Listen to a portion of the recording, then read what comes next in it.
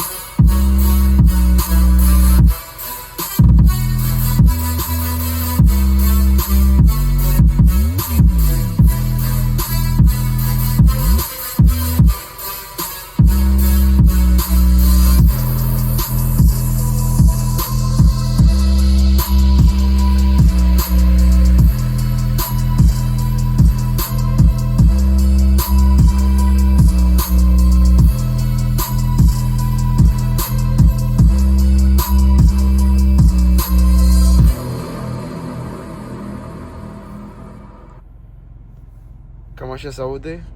Este o diferență între ăsta și celălalt. Celălalt transmite mult mai multe vibrații în caroserie și în scaun, având în vedere că e pus sub scaun, și nu este așa plăcut. Acesta se aude, doar nu transmite așa multe vibrații și are un bas mai plăcut.